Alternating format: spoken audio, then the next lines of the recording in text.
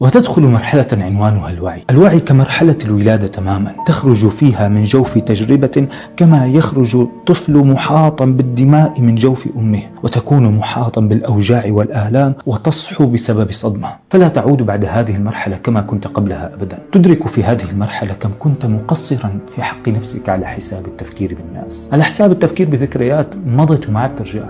ما عاد تأنس بالقعدة مع الناس مثل قبل، وصرت تقلل الناس اللي حواليك، لأنه الحكي نفسه، الوضع، الغلاء، الأسعار، وبعدين الله يفرج. ما عاد تتحمل جامل أو تجادل أو تناقش مثل قبل، استعدت تخسر نقاش ما له فائدة بس ما تصير مشكلة بلا سبب. صرت تبحث عن نفسك بعد أن كنت تبحث عن الناس. تلاقي حالك عم تتعرف على ربك من أول وجديد، تصير تستمتع بالقعدة معه، باللذة بقربه، بالبكاء بين ايديه بعيدا عن صخب العالم واحداثه. بتلاقي حالك راضي عن نصيبك من هالدنيا بهاللحظة، نصيبك اللي ربما يكون بر والدين، ربما دراسي، ربما عمل، ربما زواج، لكن بتلاقي حالك ما عاد بدك تحارب لتغير شيء، انك صرت تدرك انه كل شيء بوقته حلو. حرفيا بتصير تتعرف على نفسك من اول وجديد، وكما قالوا: من عرف نفسه عرف ربه.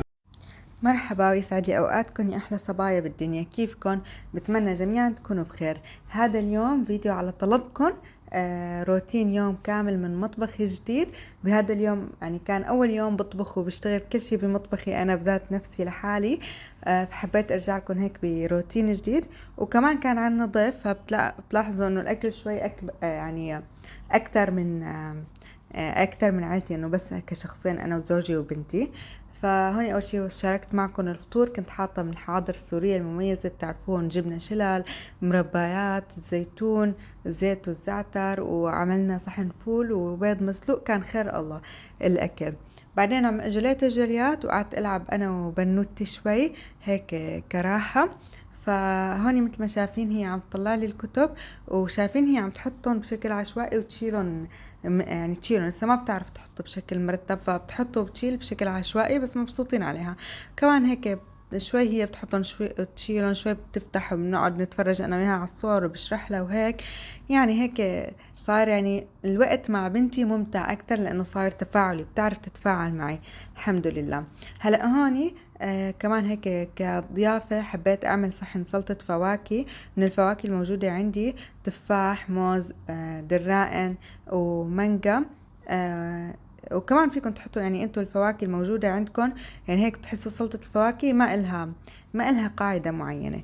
هلأ في سؤال كتير تكرر بالفيديو الماضي، هو أنا ليش تركت بيتي الماضي؟ هلا انا من الاساس يعني جاوبت على كتير تعليقات انه انت امتى اجيتي على الامارات. انا بصراحه من اول ما ولدت انا موجوده بالامارات، يعني كان ابي موجود قبل وطلع ماما وخلص ربينا انا واخواتي هون بالامارات، ورجعت وقت تزوجت كمان تزوجت بالامارات، يعني ضليتني فيها. ليش تركتهم؟ كنت ساكنة بدبي، وكان شغل زوجي بدبي، استرك شغله وغليت كتير الأجارات بدبي، فغيرنا هوني مكان سكننا، أخذنا بيت يعني أجاره أرخص نوعا ما، والحمد لله يعني منيح، يعني يعتبر البيت جيد. هو البيوت الموجودة، هذا هو سبب النقلة. وكتير صبايا سألوني امتى اجيتي على الامارات، كمان هذا جوابي لهذا السؤال كتير تكرر. هو انا من انا يعني 27 سنة انا موجودة بالامارات. فبتمنى انه هيك اكون وضحت للصبايا وجاوبتكم على تساؤلاتكم. هاي شايفين هون تقريبا خلصت تقطيع الفواكه. هاي اخر شي المانجا. هلا الزينه، فيكم تتفننوا بالزينه اللي بدكم اياها. هلا هون انا عندي شويه قشطه مغليه، يعني كنا تقريبا نوعا ما مخلصينها، فحطيت شوية على الوش زينتها بالمكسرات وجوز ورقائق جوز الهند. هلا الرقائق بتحسيها جوز الهند كتير بتعطي طعمة طيبة لسلطة الفواكه. فيكن كمان تحطوا اللوز، انا هون عندي جوز وعندي فستق حلبي هيك حطيته. لو عندكم الفستق الحلبي اللي بيجي مقطع اصابع بيطلع اظرف معها. وكمان لو عندكم ايس كريم، بالعادة اذا انا عندي ايس كريم بوظة بحط لها كتير بتطلع طيبة معها، وبحط لها قلت لكم لوز لو موجود عندي. بصراحة كريمة الشانتيه ما بحب حطها، بحسها كتير بتعطي دسامة على سلطة الفواكه. أنا ما بحب هاي النكهة يعني تبع الكريم شانتيه. حتى بالكيك ما بحب أكل الكيك اللي فيه كريمة. ما بعرف مين مثلي صبايا، أنا بفضل هيك نوع من الحلويات مثل سلطة الفواكه تكون صحية نوعا ما، وبحب زينها بالعسل. يعني أنا كتير أكتر شيء مفضل عندي سلطة الفواكه بالقشطة والعسل والمكسرات. انتو شو بتحبوها؟ في ناس بحبوها مع النوتيلا الكتكات وهاي القصص، أنا بحسها بتصير كتير دسمة. ما عاد أتقبلها. هيك بحسها صحية أكتر ومقبولة. مقبولة لتاكلوها أكتر. بعدين بتتذكروا ببداية السنة قلت لكم أنا هسه عم حاول نزل وزني، فعم حاول خلي قدر الإمكان الشغلات صحية نوعا ما. شايفين هون زينتها بالورد المحمدي، حطيت هيك وردة بالنص، عن جد طلعت طعمتها كتير كتير طيبة، وهيك بتنعش الروح بالصيف. مو الفواكه بتيجي باردة، فبحس سلطة الفواكه كتير بتلبق مع الصيف، لأنه هيك بتبارد على القلب. قلت لكم بالذات إذا حطيتوا معها آيس كريم او بوظة كتير بتطلع معكم طيبة. الطبخة هوني كنت عم سوي المقلوبة. هلا شاركتكم بفيديو قبل. هاي المقلوبة هي مقلوبة اللحم. هلا نحن ببيت أهلي كنا نطبخها مع الدجاج، نسلق دجاج وبرز طويل. هوني عند زوجي هن بياكلوها مقلوبة اللحم، هيك بلحمة مفرومة خشن. هلا أول شي حطيت، يعني شاركتها قبل معكم، فحسيت إنه ما في داعي كل خطوة شاركها.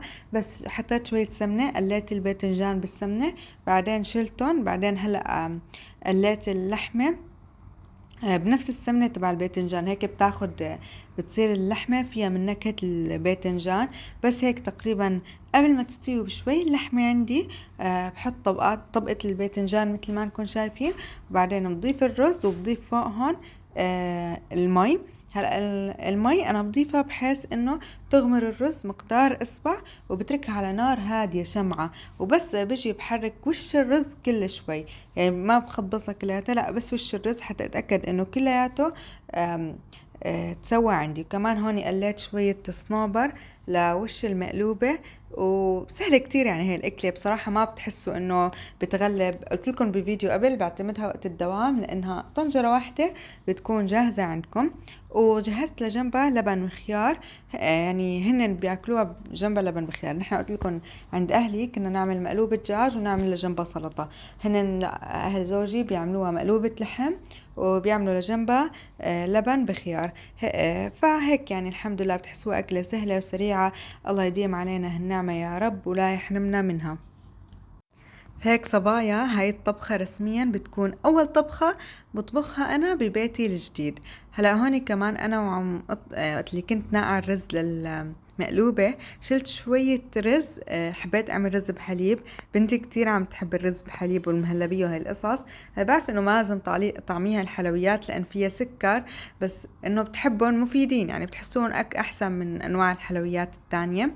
فحطيت أول شي هدول شوية الرز حطيت معهم مي وتركتهم ينسلقوا. بس استوى عندي الرز تماما، ضفت فوقه لتر من الحليب، ومع جنب كنت مجهزة غير هذا اللتر كاسة حليب، ومعها 4 معالق كبار من النشا ضفتهم على البارد كمان. وراح أضيف معهم كاس نص كاسة لثلاث ارباع الكاسة من السكر. انتو مقدار السكر فيكم تتحكموا فيه حسب ما انتو بتحبوا، بس نوعا ما صار قلت لكم عم حب قلل السكر والسكريات، يعني السكر من الاكل عشان تكون صحية. وقلت لكم اني بدي طعمي بنتي منها. هاي مو للضيف بصراحة، هي لتاني يوم، بس خطر ببالي انه قيم شوية رز بحليب واعملها. وهلأ بحرك فيها لحد ما تجمد عندي يغلي الحليب ويشد عندي اللبن. عفوا قصدي يشد الحليب عندي.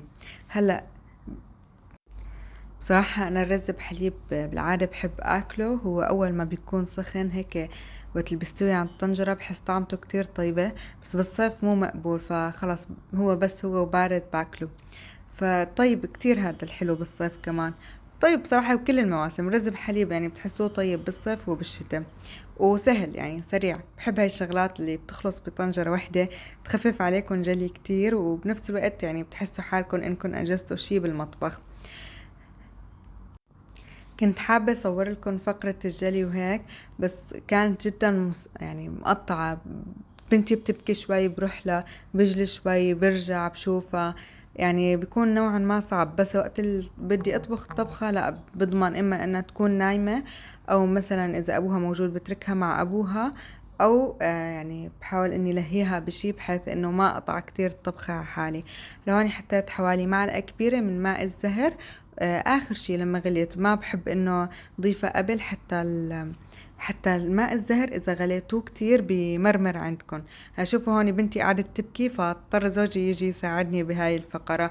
هون سكبنا الرز بحليب، استنيت شوي بعدين قعدت زينتها، قلت لكم سكت بنتي وبعدين قعدت زينتها بجوز الهند، وفي منهم حطيت لهم جوز، وفي منهم حطيت لهم فستق حلبي. فيكم تتفننوا بالزينة، تحطوا الشغلات اللي بدكم اياها. كتير يعني في مجال الإبداع بهاي الأكلة.